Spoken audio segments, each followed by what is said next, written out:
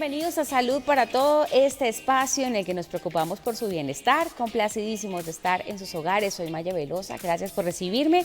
En esta hora en la que vamos a hablar sobre salud, vamos a informarnos sobre los distintos temas, patologías. Lo hacemos de la mano de nuestros médicos, especialistas que sacan ahí su espacio en la agenda para acompañarnos, para venir a hablar con todos ustedes, con todos nuestros televidentes y aclarar muchas dudas. Hoy vamos a hablar justamente de un tema que quizás puede estar afectando a muchas personas que sufren de temas renales, de problemas renales. Vamos a hablar de la diálisis, este tratamiento encaminado entonces a depurar la sangre cuando los riñones pues ya no son capaces de hacerlo y pues a profundizar un poco en qué consiste el tratamiento. Vamos a hacerlo de la mano de una persona que es experta en la materia, que tiene ya bastantes años trabajando en el área, en la sala de hemodiálisis. Quiero darle la bienvenida a Mariluz Monsalve Yarse. Ella es médica de la unidad de hemodiálisis de la unidad renal Tunal, especialista en gerencia de auditoría hospitalaria de la subred. También bienvenida aquí a Salud para Todos. Gracias por estar con nosotros. Gracias por la invitación. Bueno, muchísimas gracias por acompañarnos. Hoy estamos pues muy complacidos de hablar de este tema. No lo habíamos tocado acá en el programa, pero nos parece muy interesante poder profundizar en qué consiste y todo. Bueno, como yo les había dicho, Mariluz Monsalve Yarse también es médico entonces de la unidad de hemodiálisis y pertenece a la subred Sur Salud. Gracias por acompañarnos, por sacar ese espacio acá de su tiempo. Bueno, yo lo dije ahí a grosso modo, pero pudiéramos entonces definir un poquito qué es la diálisis antes de hacerlo, porque no hablamos también del riñón. Hablemos un poquito de cómo funciona este órgano, digamos, que opera en nuestro cuerpo y qué pasa cuando tenemos riñones sanos. Ok, Maya, entonces pues el riñón es uno de los órganos más importantes del cuerpo, ¿cierto? Nos ayuda a filtrar toxinas, a tener un equilibrio ácido-básico, o sea que las funciones celulares se hagan de la mejor manera. Maneja toda la parte de equilibrio en cuanto a la parte hematopoyética de nuestro cuerpo. Realmente es importante tener en cuenta que es un órgano fundamental. Claro. Y que es necesario cuidarlo. Muy importante.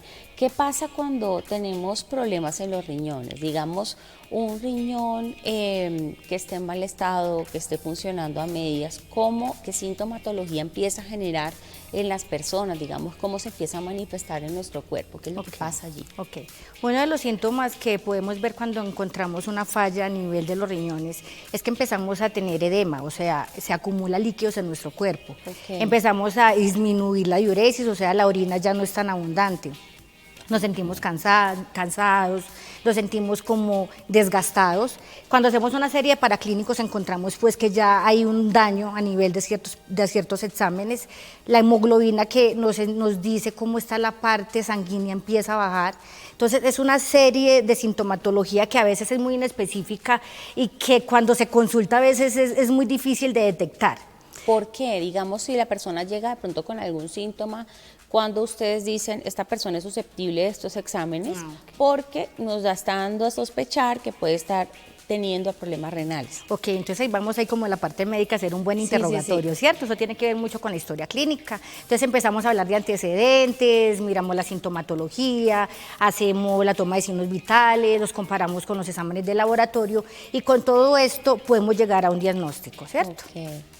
Perfecto, listo, entonces digamos que todo eso va como asociado, sintomatología de la mano de exámenes. ¿Qué tipo de exámenes se hacen, digamos, para hacer ese diagnóstico? Listo, cuando tenemos un paciente que llega a urgencias o a la consulta externa y el paciente nos va manifestando una serie de sintomatología, nosotros ya nos vamos como enfocando en el tema, enviamos un tamizaje renal, ordenamos creatinina, BUN, ácido úrico, exámenes de lípidos, proteínas en orina 24 horas, parcial de orina, es una serie de exámenes, ecografía renal, ¿cierto? O sea, digamos que eso puede arrojar algunos números allí. Sí, claro, total. Y entonces pues ya con eso ya podemos definir. También hay que tener en cuenta que es importante saber que una de las enfermedades que pueden desencadenar daño renal es la hipertensión arterial, la diabetes, ¿cierto? La diabetes, el azúcar en la sangre mal controlada. Por eso es importante tener en cuenta que cuando los pacientes sufren de estas enfermedades, es necesario tenerlas controladas, ir al médico periódicamente, tomarse exámenes de laboratorio, estar en controles. En la actualidad encontramos unos programas enfocados en eso. Cuando no se hace esto, no se toman los medicamentos adecuadamente, no se van a los controles, es donde empezamos a ver una serie de deterioro a nivel de la función renal, ¿cierto? Entonces, uno de los órganos claves que se tiene cuando hay enfermedades como la diabetes y la hipertensión mal controlada es el riñón. El riñón sufre, ¿cierto? Claro. Empieza a haber como una isquemia de los glomérulos que son los encargados de filtrar las toxinas. Entonces, por eso es importante que todos los televidentes tengan en cuenta que cuando sufren de esas enfermedades es necesario tener un buen control. Claro Tener que sí. esas cifras, tenerlas en metas. ¿Y eso cómo se logra? Yendo a controles periódicos, a sus exámenes, a las citas con los especialistas. Ok, ahí acaba de mencionar temas de factores de riesgo que me parecen ahí fundamentales, tema de diabetes, ¿cuál fue el otro que mencionó? Hipertensión arterial, entonces sí, tener como controlado ese tema. Y digamos, ¿qué síntoma en mi cuerpo me puede estar indicando que hay un problema renal? La persona, ¿no? Ya no tanto en exámenes, sino cuando la sintomatología. Sí. O sea, cuando el paciente ya tiene su enfermedad de base, por ejemplo, la hipertensión arterial. Correcto. Que encontramos que no están siendo controladas, entonces este paciente va dejando de orinar, por ejemplo, ¿cierto? Deja ya la diuresis no le dan ganas de orinar. Sí, entonces eso es un signo. Otro signo es cansancio generalizado. Otro signo, pues se puede encontrar unos cambios en la coloración de la piel, ¿cierto? Otro signo importante, que este es a nivel de paraclínicos, pero es importante, o sea, la anemia, una anemia recurrente en unos paraclínicos con un antecedente de hipertensión y diabetes nos indica que el paciente ya está empezando a hacer unos cambios renales, ¿cierto? Claro.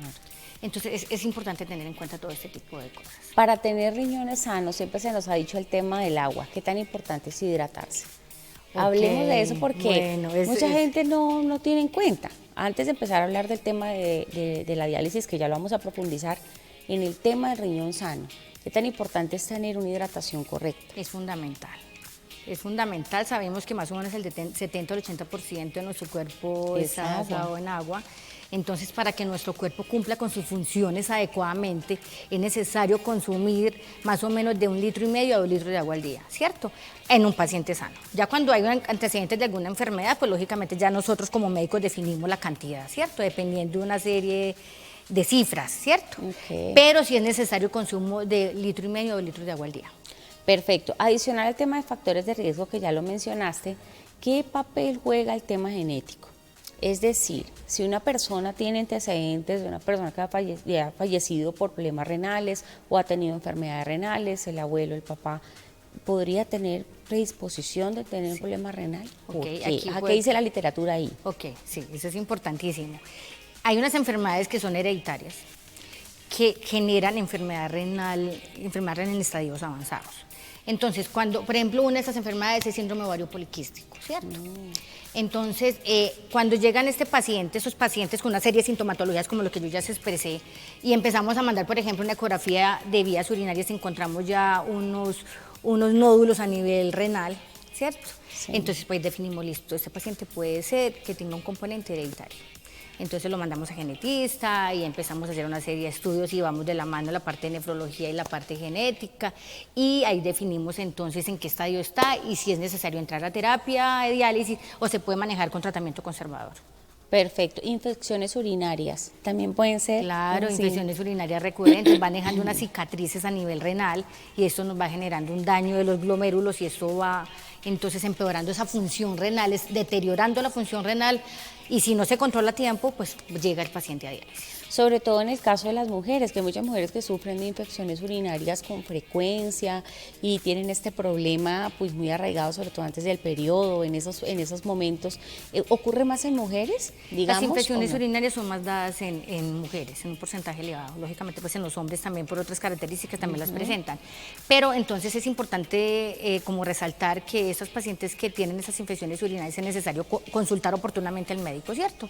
Porque pues nos llegan y entonces pues nosotros ya empezamos a profundizar cuál es la causa, no tomarlo así como tan, no, como si no pasa nada de eso, como normalizarlo, no, hay que consultar para poder que el médico profundice y defina cuál es la etiología de esas infecciones urinarias recurrentes y evitar que llegue a una falla renal de estadio avanzado.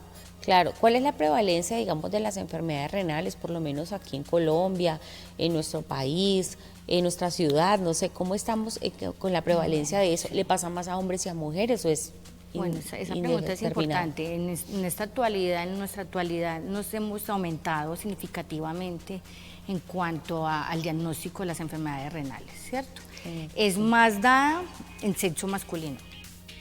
Se da mucho más el sexo masculino y en la actualidad definitivamente sí ha aumentado el porcentaje. O sea que lo tenemos que tener ahí como muy presente, más o menos entre los 50 y los 70 años. Es donde más prevalece. Perfecto. Bueno, ahí teníamos entonces como a grandes rasgos haciendo un panorama cómo está el tema, ¿no? Pero doctora, si entramos a hablar entonces sobre la diálisis, ¿en qué consiste? ¿Cómo podemos definirla? Bueno, la diálisis es un procedimiento de alta complejidad, ¿cierto? Donde por medio de un dispositivo, de una máquina, un filtro, conectamos a un paciente a una terapia, ya que los riñones no están funcionando y no están filtrando, ¿cierto? Entonces la máquina va a hacer la función del riñón, ¿cierto? Como ya el riñón no está purificando y no está filtrando toxinas, lo que hace esta terapia es remover todas esas toxinas en el cuerpo para evitar que esas toxinas generen complicaciones en el cuerpo, ¿cierto? Entonces más o menos funciona así, estamos en una sala conectados, vigilancia médica totalmente y a nivel asistencial también desde la parte de enfermería, estamos pendientes porque como es un procedimiento de alta complejidad, pues se puede generar una complicación en cualquier momento. Y ahí es donde estamos nosotros presentes en sala para que esto se evite, ¿cierto? Detectamos cualquier riesgo cuando llegan, tomamos signos vitales, revisamos cómo está cada paciente para determinar si es necesario conectarlo en ese momento o hay que estabilizarlo antes para así evitar entonces como la morimortalidad en sala. Ok, ¿cómo se trabaja con el paciente, digamos, cuando está en sala? ¿Cómo es el procedimiento? ¿Qué es lo primero que ustedes verifican? ¿Qué exámenes hacen antes de? Ok, entonces, por ejemplo, cuando ya el paciente se diagnostica con enfermedad renal terminal estadio 5, porque pues la enfermedad renal crónica está clasificada, ¿cierto? Está 1, 2, 3, 4 y 5. Cuando llega a 5, entonces nosotros ya decimos el paciente debe ingresar a diálisis. ¿Cómo lo definimos? Por una tasa de filtración, que esos son unos cálculos que hacemos ahí matemáticos a nivel médico, ¿cierto? Okay. Entonces, pues ya cuando definimos que el paciente está con estadio 5, con una tasa de filtración menor de 15, entonces definimos este paciente ya entra al programa de hemodiálisis. Entonces nosotros ya le damos unos horarios, porque son 3 veces por semana, 4 horas, entonces le hacemos una revisión por parte de nefrología, definimos cómo va a ser la prescripción de este paciente dependiendo cómo lo encontremos en el momento de la valoración, ¿cierto? Sí. Y después ella ingresa a la sala de hemodiálisis, las enfermeras inician una toma de signos vitales antes de la conexión. Okay. El médico revisa al paciente que lo encontremos bien, que esté estable y se conecta al dispositivo. Son 4 horas, ¿cierto? 3 veces por semana, 4 horas, y en ese momento pues estamos pasando ronda, estamos revisando todo, tomando signos vitales frecuentes, porque como ya lo mencioné, es un procedimiento de alta complejidad, de acuerdo, por el cual el paciente tiene que estar monitorizado todo el tiempo. Y así nosotros pues tratamos de que el paciente salga de la mejor manera, ¿cierto? Tú dices que son 4 horas, o sea, en total dura un procedimiento o ¿cómo decirlo? ¿Una terapia? Una terapia de diálisis dura ese tiempo, sí, al promedio. Dura 4 horas, en promedio general. Son 4 horas, 3 veces por semana. 3 veces por semana, o sea, ¿y por cuánto tiempo puede llevar una persona este proceso? Bueno, entonces podemos decir que un paciente ingresó... ¿Y de qué depende? Claro, depende. Podemos decir que hay 2 escenarios. Podemos decir que un paciente ingresa a diálisis como una injuria renal porque se presentó un acontecimiento grande de salud, ¿cierto? Por ejemplo, tuvo un accidente, perdió un riñón, algo así, o tuvo una infección urinaria tan severa que produjo un daño renal, que es una injuria renal aguda que se presentó de un momento a otro, ¿cierto? Ese es un escenario y nos tocó meterlo a diálisis para estabilizarlo. Urgente. Sí. Está el otro escenario, que es la enfermedad renal crónica, que ya es paulatino, que se fue dando en el tiempo, porque ya es un paciente que sufre hipertensión arterial, diabetes y que nunca se cuidó. Esa es la enfermedad renal crónica, ¿cierto? Y que ya está clasificada, que llegó al estadio 5. Entonces, por ejemplo, el agudo, uno puede decir, el paciente lo estabilicé, le hice 4 diálisis y salió de diálisis, ¿cierto? Y el paciente crónico es el que ya definimos, que ya tiene una ecografía con daño renal, que los riñones están pequeños, que ya es un paciente que a través del tiempo ya hemos determinado que ha ido perdiendo la función renal. Y ese paciente, cuando ya ingresa a diálisis, las posibilidades que salga son como el 5%. ¿Cierto? ¿Cuál sería la opción? El trasplante renal. Ya ahorita vamos a tocar también ese tema, en qué casos ya es necesario un trasplante renal, porque eso también hay que hablarlo. Vamos a ir a una pausa cortita, doctora, pero ya regresamos para seguir hablando de ese interesante tema aquí en Salud para Todos.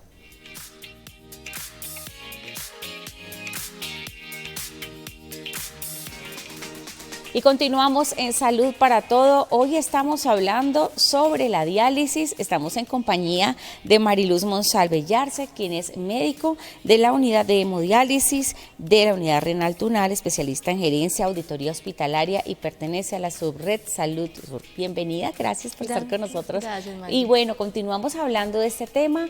En el bloque anterior estábamos hablando sobre cuánto es el tiempo, digamos, que dura una terapia, que tú nos decías 4 horas. Entonces, ¿y de qué depende que ese paciente solo necesite 1, 2, 3 terapias? Todo dependerá entonces de la evolución también. ¿Cómo pueden ustedes también diagnosticar cómo va esa evolución? Es decir, a medida que van haciendo estas terapias, van haciendo exámenes nuevos, ¿cómo van evaluando al paciente, digamos, que evoluciona en ese tema? Ok, Maya, entonces tenemos los dos escenarios, el paciente que está hospitalizado, que hizo una falla renal aguda por una situación que se presentó de repente, entonces pues ese paciente es hospitalizado, está manejado por medicina interna por varias especialidades y está en control entonces con paraclínicos. Cada 48 horas, 72 horas se le va haciendo exámenes de creatinina, que es uno de los exámenes que determina en qué estadio está la falla renal. Vamos también mirando exámenes de nitrógeno ureico, si el paciente está filtrando toxinas o no. Hacemos exámenes de potasio, hacemos exámenes de sodio, calcio, fósforo y ahí vamos determinando la evolución clínica, ¿cierto? Ese es el paciente agudo que está hospitalizado. Okay. Entonces ahí está el seguimiento, entonces nosotros desde la parte médica, en conjunto pues de nefrología, vamos definiendo, bueno, este paciente va mejorando, entonces pues vamos a dejarlo 2 veces por semana porque ya está empezando otra vez a arrancar ese riñón. No, este paciente ya mejoró y ya la creatinina está en un valor normal, ya lo podemos sacar de diálisis, le quitamos catéter y el paciente ya continúa en una observación ya durante la hospitalización o ya de manera ambulatoria, ¿cierto? Ese es el escenario agudo. El agudo, el escenario crónico es aquel que ya está en el programa, que ya está definido como falla renal crónica estadio 5 y que nosotros en el programa de la unidad renal tenemos ya unos protocolos de toma de laboratorios, ¿cierto?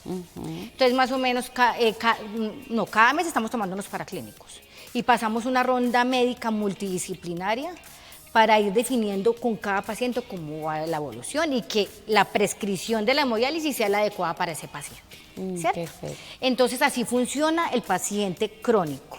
Y le vamos hablando a la familia, le vamos contando al paciente cómo va su evolución o qué más va a necesitar, si necesitamos de otros médicos alternos para poder como que unificar y tratar de hacerlo mejor, pues como para que el paciente esté mucho más enfocado. Qué bueno. No, además que sí, lo que tú dices es importante decirlo. Hay un equipo multidisciplinario de personas que están dentro de este tema de la diálisis. Eso, ¿quiénes están? ¿Quiénes la integran? Para conocer un poco quién acompaña al paciente en ese proceso tan complejo. Muy buena pregunta, Maya. Entonces, pues nosotros en la unidad renal contamos con un grupo interdisciplinario que está la nutricionista, una trabajadora social, una psicóloga, el líder de la unidad renal, está nefrólogo, está los médicos de sala de hemodiálisis, enfermeros jefes y los auxiliares de enfermería. Wow, es un equipo grande. Es un grupo grande, todos trabajamos mancomunadamente para hacer lo mejor por ese paciente y tratar de que el paciente se sienta de lo mejor. La idea es como tratar de manera muy humanizada, porque son pacientes realmente que tienen un componente social y económico bastante comprometido. No, una vez hablábamos aquí sobre psico-oncología, que eso es otra rama que mucha gente no conoce, pero es ese psicólogo que acompaña también a todo el proceso psicológico del paciente y su familia, ¿sí? Y muchas personas no saben que al final la enfermera, la persona que le lleva la comida al paciente, terminan siendo hasta psicólogos, porque terminan también afectados emocionalmente porque hay un vínculo con ese paciente, por querer que se mejore, por querer mejorar su calidad de vida. Entonces sabemos que la parte emocional ahí juega un papel importante, ¿cómo la manejan? Y es que realmente nos volvemos como una familia, porque son pacientes que van 3 veces por semana, realmente uno empieza como a conocerle la vida al paciente. Y sí, a veces también recibimos información y somos como de psicólogos porque van generando esos vínculos afectivos donde ellos determinan a quién les cuentan sus cosas, ¿cierto? Total. Entonces es un programa muy bonito donde uno hace una labor social muy importante y nosotros disfrutamos hacerlo de gran manera. La verdad que no solamente la parte de remuneración, es la parte social que podemos experimentar ahí. Claro que sí, es la parte humana. Humana, porque nuestros médicos son humanos total. Por encima de todo. Ellos velan por nuestra salud, por nuestro bienestar, por querer vernos bien, por querer ver recuperado a esa persona que está sufriendo, porque eso también es un sufrimiento constante. Ahorita hablamos de eso, pero yo creo que esta satisfacción de que se mejoró el paciente y que ya no necesita más esto, yo me imagino que eso es una maravilla, eso es una satisfacción tenaz cuando la verdad uno ve que este paciente lleva 2, 3 meses en diálisis y uno va viendo la mejoría y que va recuperando la función renal y que ya determinamos, quitémosle catéter porque el paciente ya puede continuar sin diálisis y continuar solamente con controles ambulatorios. Realmente para toda la unidad renal eso es una satisfacción impresionante la verdad. Y qué bonito ver médicos comprometidos, ¿no? que sabemos que aman y disfrutan lo que hacen y quieren ver al paciente bien, eso es lo más bonito de todo. Hablemos de tipos, ¿hay tipos de diálisis? Porque por acá estaba leyendo justamente sobre hemodiálisis y diálisis peritoneal. ¿Hay tipos diferentes de hacer esto? Sí. Entonces tenemos la hemodiálisis, que es la que hacemos en la unidad renal, el tunal, que es con la máquina y un circuito, ¿cierto? Y un filtro. Esa es la hemodiálisis, donde se saca la sangre, pasa por un filtro, un circuito, la purifica, la limpia y vuelve y se la entrega al paciente, ¿cierto? Y está la diálisis peritoneal, que como su nombre lo dice, es por el peritoneo, ¿cierto? El peritoneo es una capita que hay en el abdomen. Entonces, esa diálisis se hace en la casa. Entonces, hay un programa de diálisis peritoneal donde capacitan la familia, llevan el equipo, les entregan los insumos, les hacen unos controles periódicos, también le hacen una vigilancia a través de exámenes de laboratorio y la verdad, pues, es súper recomendada para aquellos pacientes que tienen un componente cardiovascular importante. Ok. ¿Cierto? Porque cuando hacemos la hemodiálisis, el esfuerzo que hace el corazón es grande, ¿cierto? Y si ya tenemos una enfermedad cardíaca instaurada, el hecho de que esté pegado al circuito de la hemodiálisis en algunas ocasiones puede empeorar.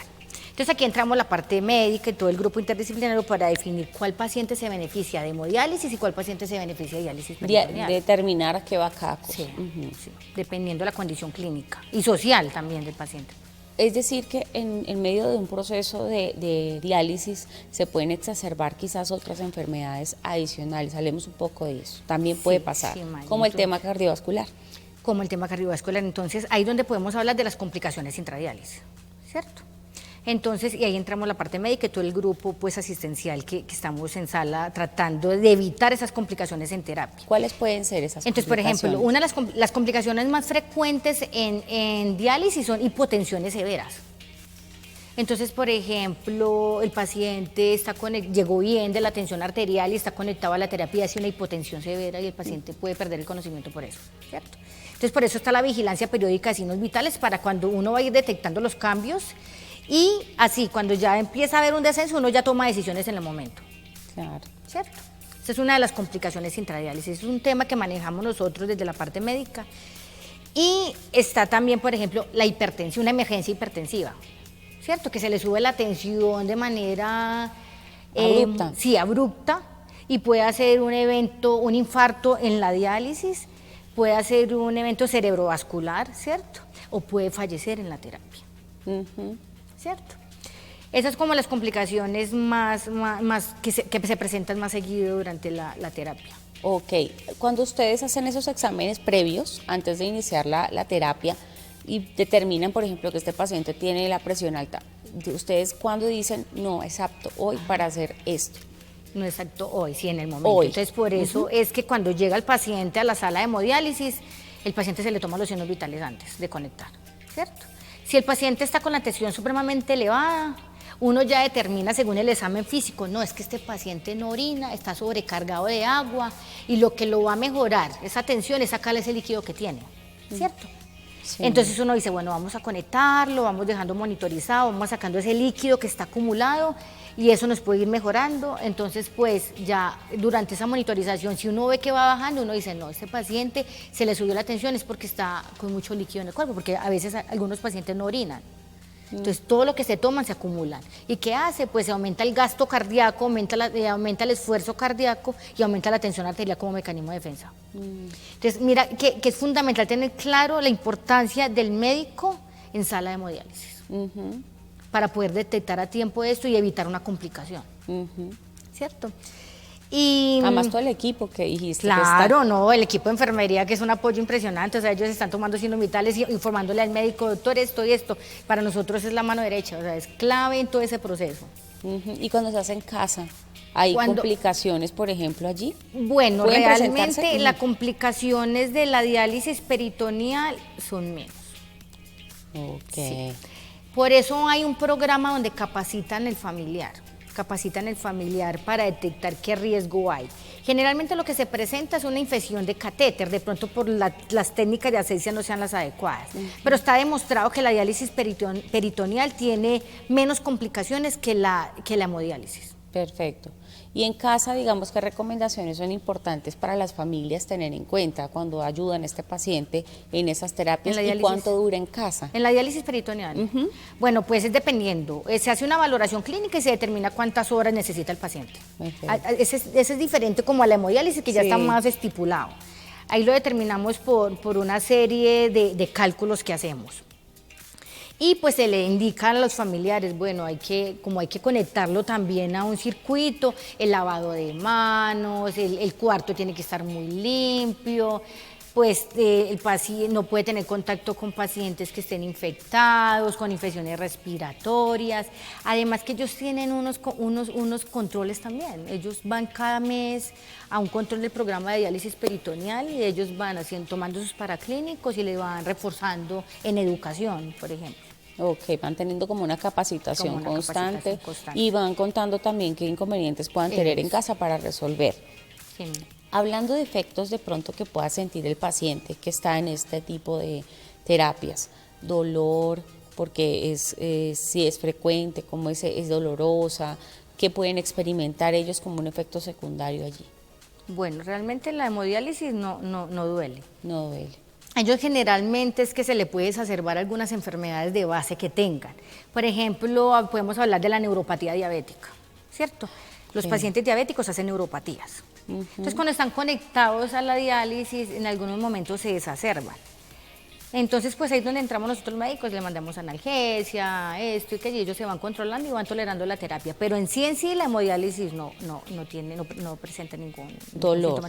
Sintomatología de dolor. De dolor. Muy importante eso porque la gente que no lo ha vivido no sabe. Entonces quisiera saber cómo experimenta ese paciente, o si ya ha sido diagnosticado en casa con una enfermedad renal, saber a qué se va a enfrentar, ¿no? Okay. Muy importante. Lo importante que es seguir un plan de comidas y bebidas, el apoyo nutricional, allí cómo se aborda esta parte de nutrición para ayudarle a ese paciente durante esa terapia. Okay. Y qué importante es. Dentro del grupo interdisciplinario que tenemos, pues, contamos con una nutricionista con capacitación en pacientes renales. Entonces, dentro de la valoración que hacemos mensual, entra la psicóloga, la nutricionista, la parte médica, enfermería, y pues cada uno dando su aporte dependiendo de los exámenes de laboratorio y cómo ha estado el paciente y cómo se ha sentido. Entonces ya dan unas dietas dependiendo de los paraclínicos, ¿cierto? Entonces, por ejemplo, si el potasio está alto, entonces ellos lo que hacen es limitar ciertos alimentos que son altos en potasio, por ejemplo, el plátano, el banano, los cítricos. Entonces es algo muy manejado por la parte de nutrición. Ese es un seguimiento muy estricto que tenemos nosotros allá con nuestra nutricionista. Muy importante, además bajos en sodio. Yo he escuchado cantidad de pacientes que han vivido ese tema y siempre las dietas son algo estrictas, pero también les aportan nutrientes, lo que ellos necesitan justo en este momento que están viviendo esa terapia. Sí, es muy sobre todo en ese momento. Sí, es una valoración muy individualizada, o sea, dependiendo cómo van saliendo los laboratorios y cómo se va sintiendo el paciente, la nutricionista entra con un plan. Y va variando. Y va variando, dependiendo, quito esto, le bajo a esto, ya puedo volver a incorporar ese alimento y así sucesivamente. Perfecto, ¿no? Estamos hablando hoy entonces con Mariluz Monsalve Yarse, ella es médica de la unidad de hemodiálisis de la unidad renal Tunal, especialista en gerencia y auditoría hospitalaria de la Subred Sursalud. Gracias por estar acá con nosotros. Gracias. Vamos a hacer una pausa chiquitita, pero ya regresamos con más. Ok, gracias.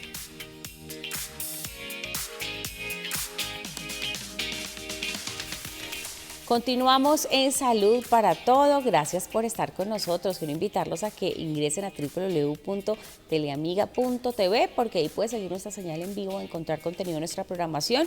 Y en nuestro canal de YouTube, usted nos busca ahí en la lupita, canal Teleamiga, se suscribe y activa ahí la campanita para que le lleguen primero las notificaciones y comparta todo el contenido que tenemos, incluyendo, por supuesto, el de Salud para Todo. Estamos acompañados hoy de Mariluz Monsalve Yarse, quien es médica de la unidad de hemodiálisis. Ella tiene pues ya experiencia en esta sala de hemodiálisis y nos está aclarando todos los temas en torno a la diálisis, cuando un paciente la necesita. Ahorita estábamos ahondando un poco en eso. En el bloque anterior mencionamos por encima el tema de la familia, ¿sí? Sobre todo ya sea que se haga en casa y la familia se capacite, ¿cómo es ese apoyo que se brinda en sala, por ejemplo, con ellos?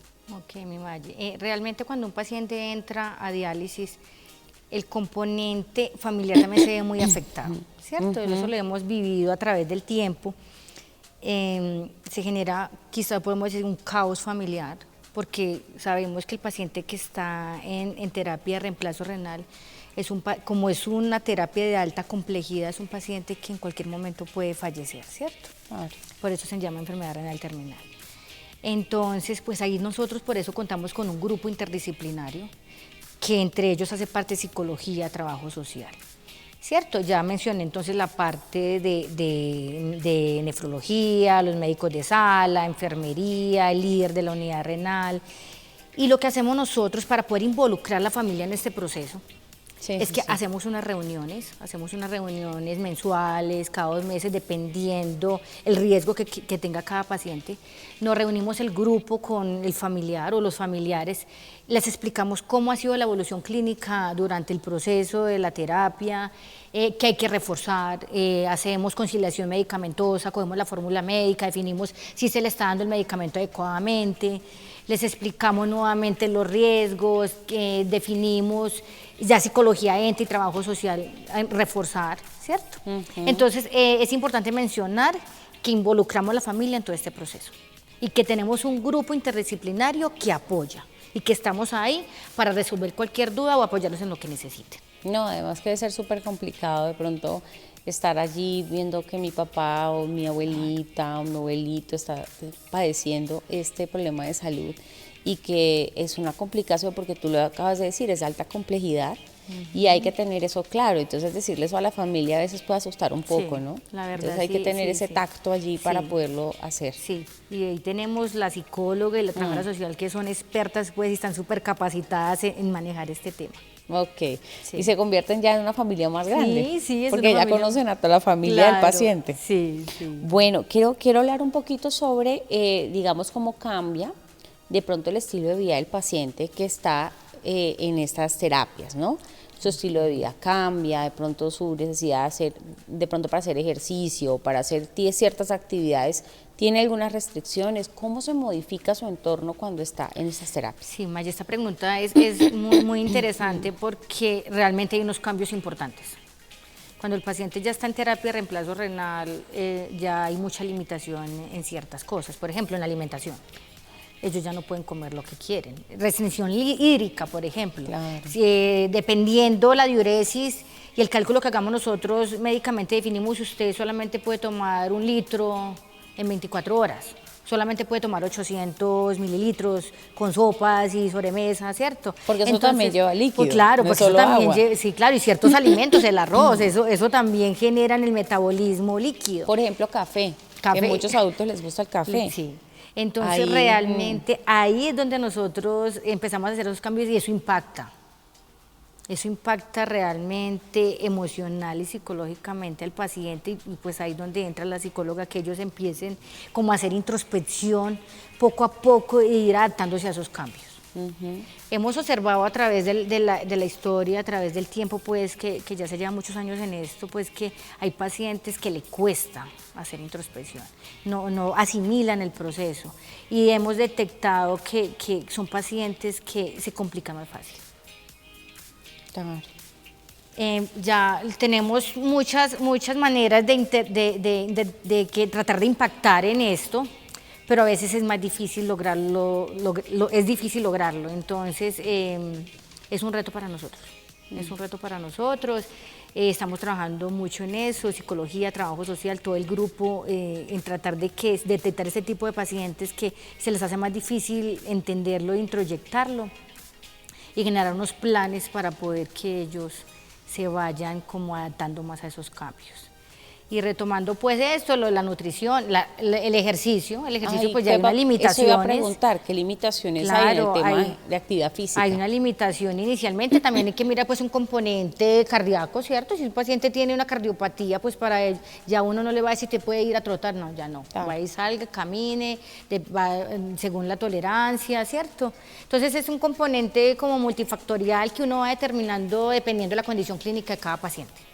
Pero en general sí es importante tener en cuenta que sí hay unos cambios significativos y que para ellos a veces es bastante impactante hacer introspección y asimilar esta situación. Hablando del cambio impactante de pronto en la vida de la persona que está en esa terapia, ¿también desde al médico le impacta emocionalmente? Bueno, sí, para nosotros la verdad, cada paciente que ingresa a la terapia para nosotros uno puede decir que se va volviendo normal, pero no, a veces uno se siente bastante se siente emocionalmente afectado. Y más, la verdad, más cuando son pacientes jóvenes.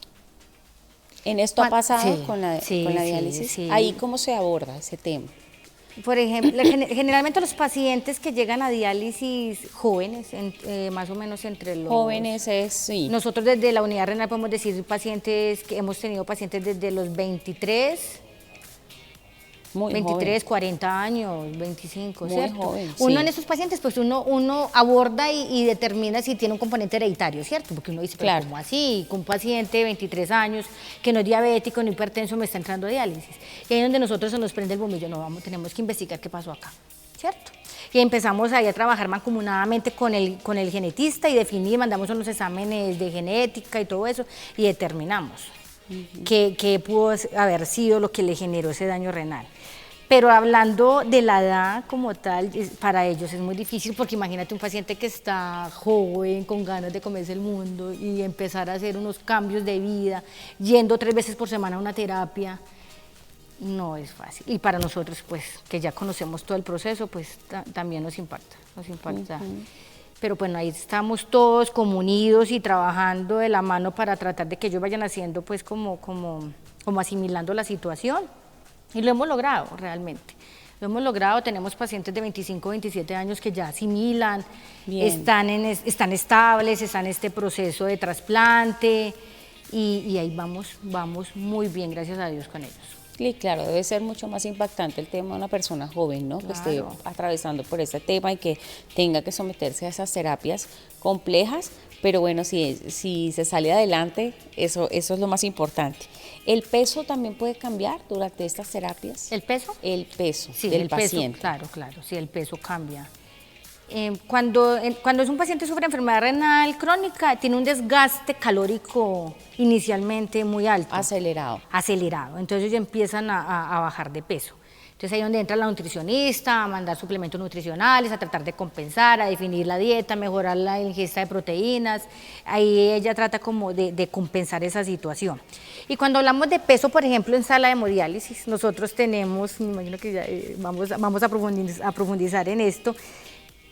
Cuando el paciente ya no orina, ya está claro que todo lo que se toma se queda adentro. Se queda ahí. ¿Cierto? Entonces, ellos siempre cuando llegan a la terapia, por ejemplo, los pacientes crónicos se pesan. Ellos se pesan, nosotros cuando ya hicimos la primera valoración, determinamos cuál es el peso indicado para ese paciente. Dependiendo del examen físico, el interrogatorio. Entonces, por ejemplo, usted tiene un peso seco con el que tiene que salir de diálisis de 57 kilos. Y si el paciente me llegó de 59 kilos, yo ya sé que le tengo que sacar 2 kilos porque esos 2 kilos se los tomó. ¿Cierto? Entonces, por eso nosotros estamos en esa vigilancia clínica. Claro. Cada que entran a una terapia, nosotros tenemos que hacer una valoración detallada, porque eso es cambiante, eso es cambiante. Por ejemplo, si ellos dejaron de comer, me pueden llegar por debajo del peso. Y yo, pero ¿por qué ese paciente se me bajó de peso? Entonces, nosotros empezamos a investigar. Investigar, entonces realmente es un tema bastante importante y donde nosotros ahí desde la parte médica y la parte de enfermería estamos atentos, pendientes de cualquier signo, cualquier cambio, para poder nosotros determinar y poder programar la máquina, ¿cierto? Sí. Porque nosotros somos los que definimos cómo se va a dializar ese paciente dependiendo de la condición que le encontremos, ¿cierto? Perfecto. ¿Y la enfermedad renal en general y también pues cuando un paciente está en estas terapias puede afectar el estado de su piel?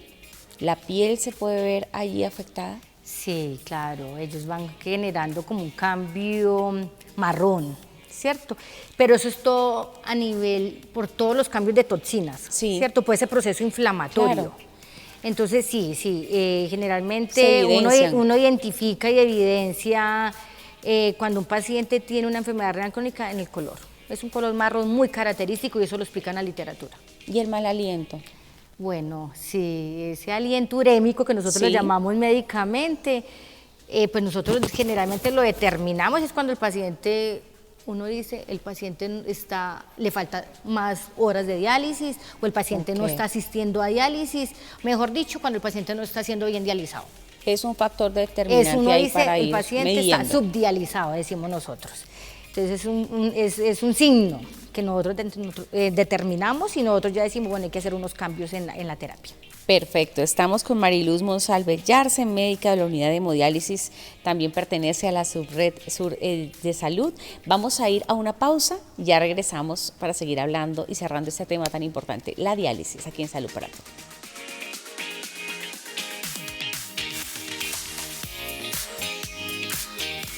Estamos de vuelta aquí en Salud para Todos, ya estamos aquí cerrando este tema de la diálisis. Nos ha parecido valiosísima toda la información que nos ha traído hoy Mariluz Monsalve Yarse, quien es médica de la unidad de hemodiálisis. Ella tiene pues experiencia, varios años ya trabajando en esa unidad, controlando pues todo lo que sucede con los pacientes. Nos contaba un poquito acerca del equipo que la acompaña siempre que están en esas terapias, cuánto puede durar una terapia. ¿Cuándo será necesario, Mariluz, ya un tema de trasplante renal? Ahí cuando ya es necesario que el paciente... Cuando ya está indicado para iniciar. Listo, entonces, entonces habíamos hablado que el paciente agudo sale en los primeros meses, uno define si continúa o no continúa. Correcto. Cuando no continúa, el paciente se le quita el catéter y ya. El paciente crónico que está en el programa, entonces uno dice... Este paciente tiene indicación, ¿por qué? Porque el paciente tiene los exámenes controlados cada mes, tiene buen apoyo de red familiar, porque es importante el apoyo de familiar en este proceso de trasplante. Entonces el paciente es candidato para enviar. Entonces, ¿cómo manejamos este proceso en la unidad renal del Hospital Tunal? Damos una orden, paciente con indicación de iniciar proceso de trasplante renal, ¿cierto? Lo sustentamos en la historia clínica. Se envía a la EPS, ellos van y autorizan y ellos ya les pasan los números telefónicos donde van a llamar para pedir su cita. Ya hay un grupo que valora al paciente y define si el paciente es candidato o no candidato para continuar con el proceso de trasplante. Realmente nosotros lo que hacemos ahí es identificar cuál es el que está ya claramente indicado para iniciar el proceso, se le da la orden y ellos inician el trámite con la EPS. Y pues nosotros estamos ahí como telefónicamente hablando, en contacto con el lugar donde fueron enviados para poder ir haciéndole como el acompañamiento. Perfecto. Importante también aquí aprovechar este espacio para que las personas se hagan sus chequeos médicos. Porque qué importante es acudir al especialista, hacerse todos los exámenes pertinentes y que él pueda determinar si un paciente necesita o no ese tipo de terapias complejas. Entonces aprovechemos que Mariluz está aquí para que hagas ese mensaje, para que vayan al médico, para que ante cualquier síntoma o si tienen enfermedades que pueden ser factores de riesgo, diabetes o demás, se hagan esos controles, estén controlados. Sí, Maye, este mensaje es fundamental. Es importante no esperar que aparezcan los síntomas para consultar al médico, hay que irnos como ajustando una medicina preventiva, ¿cierto? Ese debe ser el pilar que tenemos que tener todos. Hay que ir periódicamente a que nos hagan una revisión general, a que nos hagan un chequeo. Si tenemos antecedentes familiares, hay que ir al médico y decir, tengo antecedentes familiares de falla renal, tengo antecedentes familiares de hipertensión. Y pues también es importante tener en cuenta los hábitos de estilos de vida, ¿cierto?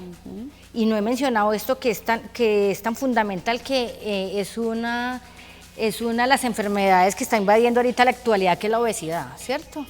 La obesidad también es una causa de daño renal.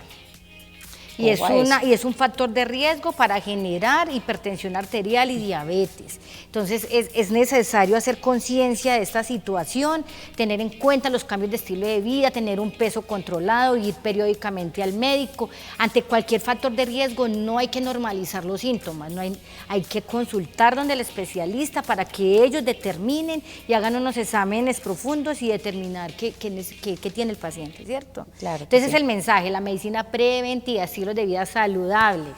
Perfecto. ¿Sí? Bueno, Mariluz, claro que sí, además que no es un tema estético, es un tema de salud. Entonces, ojo con eso. Mariluz también pertenece a la subred Sur de Salud. Gracias por estar aquí. Hay redes sociales también donde se pueden conectar, ¿cierto? Claro que sí. Bueno, ahí van a aparecer en pantalla, porque de verdad que le queremos agradecer a Mariluz que haya estado con nosotros y a la subred Sur, que siempre está pues apoyándonos con los profesionales, porque viene constantemente acá a este espacio a contarnos un poco acerca del trabajo que hacen con los pacientes, y en este caso fue sobre diálisis. Gracias, Mariluz, por haber estado con nosotros. Gracias por la invitación, muchas gracias. Para mí fue un placer estar con ustedes, y quiero dejarles otro mensajito como pequeñito. La parte emocional y el componente de miedos, el componente del estrés es importante tenerlo en cuenta. También eso puede ser desencadenante para muchas enfermedades, entonces por favor, cuando estemos así, hay que consultar al profesional. Ojo también con el estrés, sí, eso también es importantísimo. Entonces, gracias de verdad, Mariluz, por habernos acompañado, y a todos ustedes por haberse conectado con este espacio que es Salud para Todos. Hasta la próxima.